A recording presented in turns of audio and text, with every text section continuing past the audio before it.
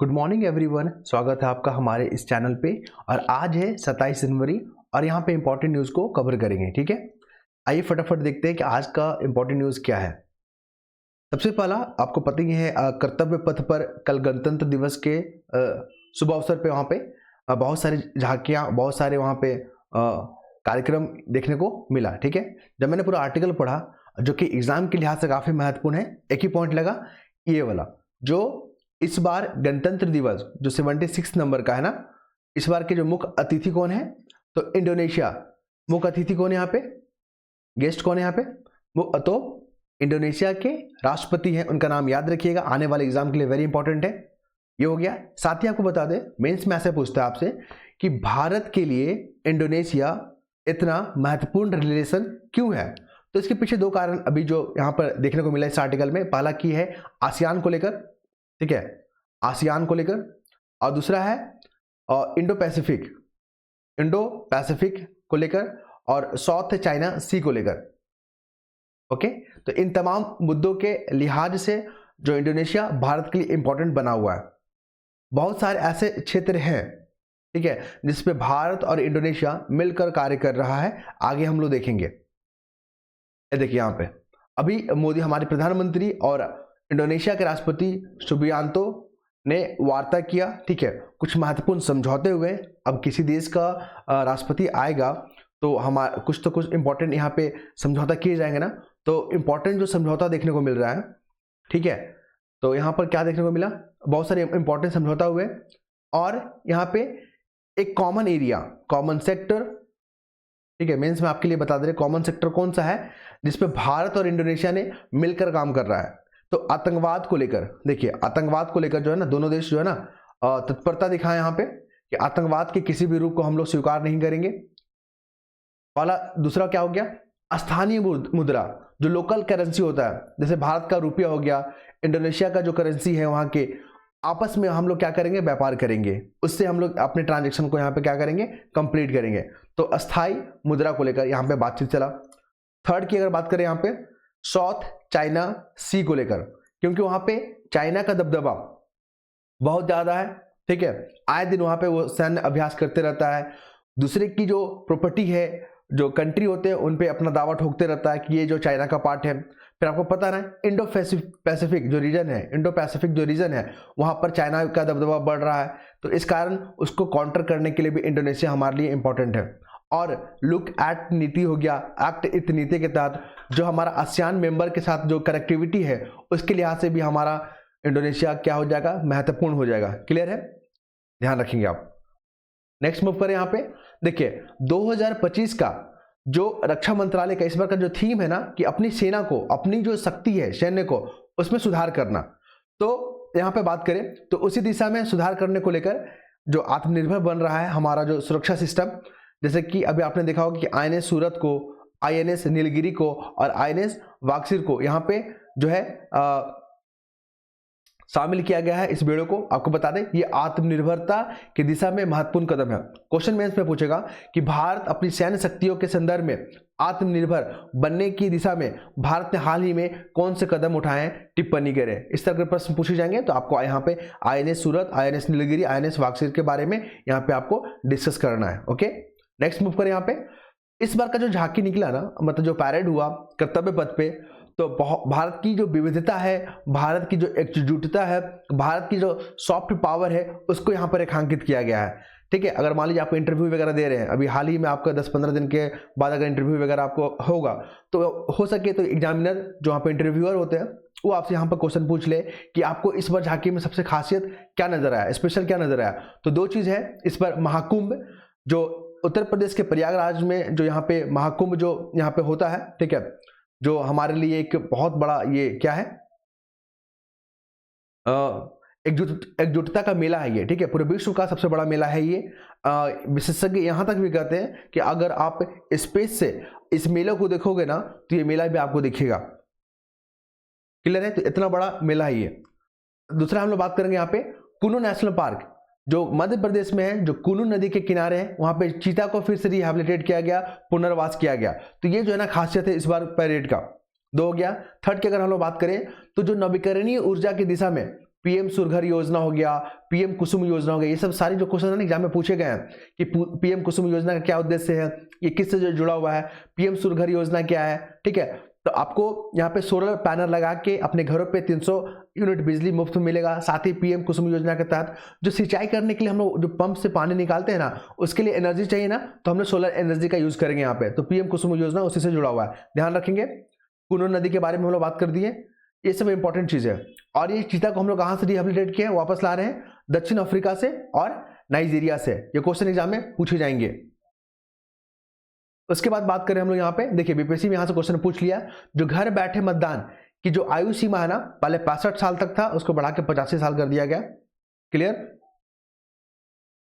तो यहाँ पे वोटिंग को लेकर, ठीक है, वोटिंग को लेकर आप जो पार्टी है ना, उन्होंने आरोप लगाया कि जो घर बैठे मतदान हो रहा है ना, तो जो भी प्रतिनिधि जा रहे हैं वहां पे वोट दिलवाने के लिए, तो उनके साथ भाजपा के कार्यकर्ता भी जा रहे हैं। तो यहाँ पे इलेक्शन कमीशन ने अपना यहाँ पे जस्टिफाई किया है कि ऐसा कोई जरूरी नहीं है कि जो हमारा जो मतदान जो टीम होता है ना, उसके साथ कोई भी पार्टी कोई भी उम्मीदवार जो है ना जा सकता है।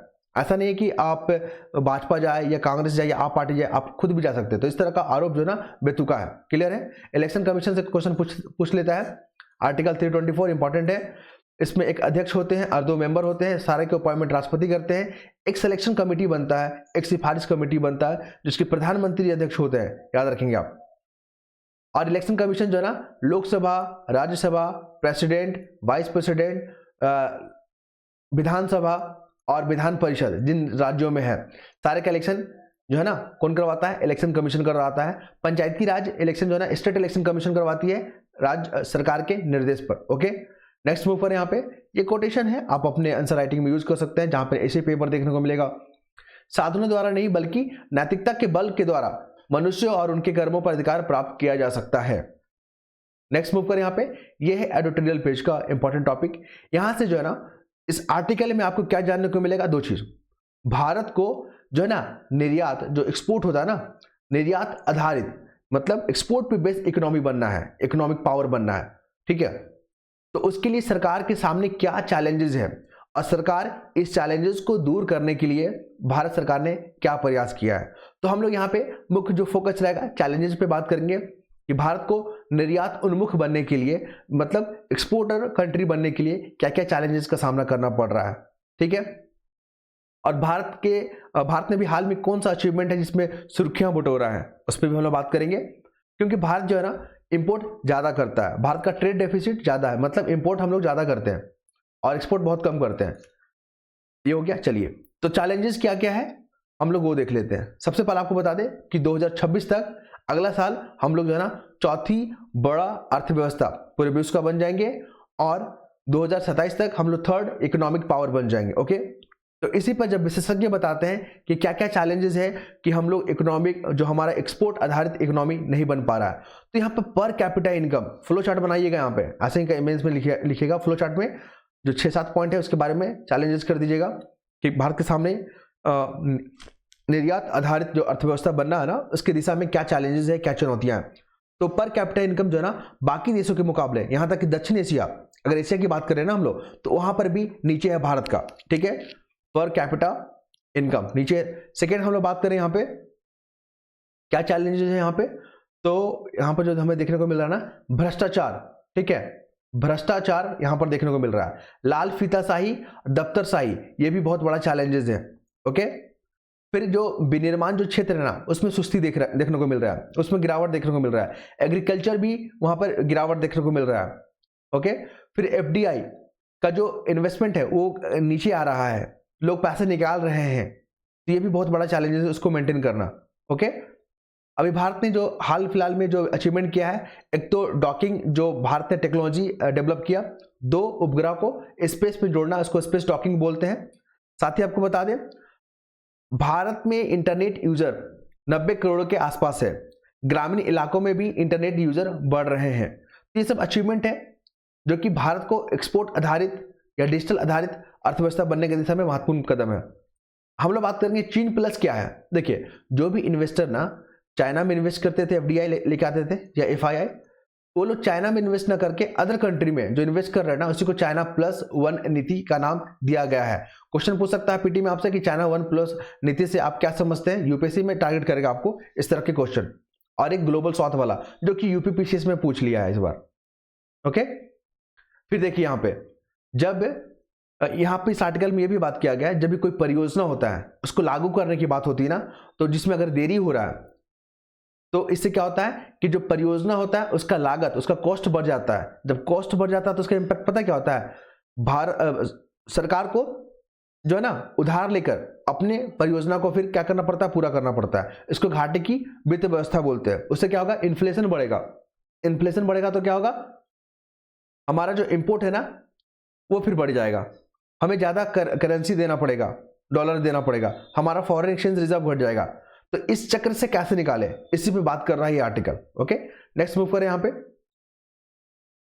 देखिए, यहाँ पे ज्वाइंट जो पार्लियामेंट्री कमेटी है ना उसके बारे में जिक्र किया गया है। आने वाले एग्जाम के लिए इंपॉर्टेंट टॉपिक है। यहाँ से पीटी और मेंस में क्वेश्चन पूछेगा कि ज्वाइंट पार्लियामेंट्री का उद्देश्य क्या है, ये क्या काम करती है। साथ में अभी जो है ना इस पे बहुत सारे प्रासंगिकता पे, इसके रिलेवेंस पे जो है ना प्रश्न उठ गए हैं कि ये अपने कर्तव्य को, अपने जिस उद्देश्य से इसको बनाया गया था ना उस उद्देश्य पे बैठ नहीं रहा है और इसमें क्या चैलेंजेस है। तो आपको बता दें यहाँ पे ज्वाइंट जो पार्लियामेंट्री कमेटी का उद्देश्य क्या होता है या अपेक्षा इससे की जाती है ना, कि जो विधेयकों पर संसद पे आम सहमति नहीं बन पाता ना, तो उस विधेयक को ज्वाइंट पार्लियामेंट्री कमेटी को दे दिया जाता है। वहां पे जो है ना पक्ष विपक्ष जितने भी पार्टी के लोग होते हैं ना, सारे विचार विमर्श करके एक जो है ना यहाँ पे सिफारिश करता है या सुझाव पेश करता है। अभी यहाँ पे चैलेंजेस की अगर बात करें ना, तो ये जो है ना हंगामे की भेंट चढ़ जा रहा है, वहां पे हंगामा ज्यादा हो जा रहा है, निष्कर्ष कुछ निकल नहीं रहा है। दूसरा अगर हम लोग बात करें, वहां पे अध्यक्ष को लेकर भी ये चर्चा में बना हुआ रहता है कि उसके अध्यक्ष जो है ना उस सत्ता पक्ष के लोग होते हैं जो कि अपने फेवर पे काम करते हैं। तो इस पे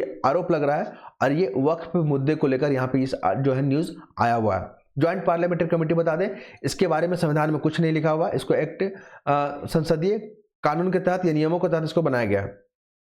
नेक्स्ट मूव करें यहाँ पे, तो देखिए भारत और अमेरिका, ठीक है, के बीच में जो रिलेशन है, जो साथ मिलकर कार्य कर रहे हैं, वो क्षेत्र को अगर हम लोग देखें ना, तो अंतरिक्ष अनुसंधान को क्षेत्र पे जो है मिलकर काम कर रहा है भारत और अमेरिका। दूसरा अगर हम लोग बात करें, इंडो पैसिफिक रीजन पे मिलकर कार्य कर रहा है, क्वाड में मिलकर काम कर रहा है। ये तमाम एरिया को याद रखिएगा कि भारत और अमेरिका कौन सा सेक्टर है जिसपे जो है ना दोनों का इंटरेस्ट जो है दिखता है, आतंकवाद की दिशा में मिलकर कार्य कर रहे हैं, ध्यान रखेंगे आप।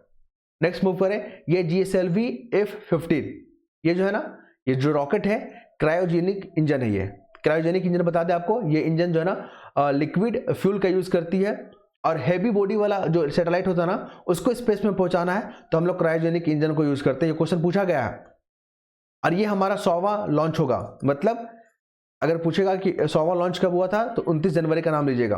अभी हम लोग लॉन्च नहीं किए हैं लेकिन जल्दी इसको लॉन्च कर देंगे। नेक्स्ट मूव करें हम लोग यहाँ पे, तो देखिए अमेरिका में भारत का एक्सपोर्ट जो है ना बढ़ा है, ठीक, तो भारत का फॉरेन एक्सचेंज रिजर्व भी बढ़ेगा। तो यहां से दो क्वेश्चन पूछा जाता है कि भारत के साथ कौन देशों के साथ ट्रेड डेफिसिट है और ट्रेड सरप्लस है। देखिए ट्रेड डेफिसिट मतलब जिसके साथ हम लोग जो है ना इंपोर्ट ज्यादा कर रहे हैं, तो वहां पर ट्रेड डेफिसिट होगा, जैसे चाइना हो गया, रशिया हो गया, इन तमाम देशों से हम लोग क्या करते हैं, इंपोर्ट ज्यादा करते हैं। लेकिन हम लोग बात करें यहाँ पे अमेरिका हो गया, ठीक है, अमेरिका हो गया, वहां पे एक्सपोर्ट ज्यादा करते हैं, तो ट्रेड डेफिसिट ट्रेड सरप्लस, ध्यान रखिए क्वेश्चन पूछा गया है। नेक्स्ट मूव करें यहाँ पे, एमएसपी को लेकर आपको बता दें, यहाँ पे जो किसान हुए हैं ना, किसान लोग यहाँ पे परेड निकाले हैं, मोर्चा निकाले हैं ट्रैक्टर के माध्यम से, ठीक। किसानों की मांग क्या है, तो किसानों का मांग है कि एमएसपी को जो है ना यहाँ पे कानूनी गारंटी दे दीजिए भैया, वाला हो गया। दूसरा मांग क्या है, ऋण माफी, ऋण जो है ना उसको माफ किया जाए। फिर जो योजनाएं वगैरह है, ठीक है, साथ में आपका पीएम किसान है उसकी राशि को बढ़ाया जाए। और यहाँ पे जो मार्केटिंग को लेकर, कृषि विपणन को लेकर जो नीति है ना उसको वापस लेना, ये तमाम मांगे जो है यहाँ पे किसानों के द्वारा किए जा रहे हैं। आपको बता दें एमएसपी में 23 फसल इंक्लूड होते हैं। ये क्वेश्चन बार बार पूछा गया है यूपीपीसीएस में, अदर पीसीएस में भी पूछा गया है, ये वाला ध्यान रखेंगे।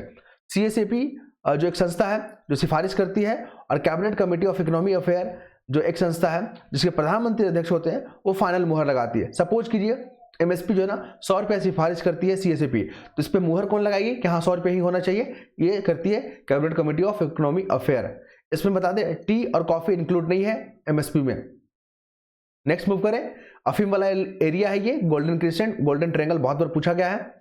ये सोहेल वाला याद रखिएगा, ये मणिपुर न्यूज में है, बांग्लादेश न्यूज में है, म्यांमार न्यूज में है, रोहिंग्या को लेकर, मणिपुर में मैतेई कुकी को लेकर न्यूज में है, बांग्लादेशियों को लेकर मुद्दा चल रहा है अभी, ठीक है। तो ये तमाम चीजों का लोकेशन याद रखिएगा। आई होप आप लोगों को पसंद आया होगा। एक छोटा सा इन्फॉर्मेशन है कि कुछ दिनों के लिए जो है वीडियो आपको अगर नहीं आएगा तो आप लोग जो है धैर्य रखेंगे, बहुत जल्द फिर से वीडियो आने लगेगा, क्योंकि कुछ मेरा पर्सनल काम है जो इसके लिए मुझे बाहर जाना पड़ रहा है। ओके, तो नेक्स्ट वीडियो में मिलते हैं, धन्यवाद।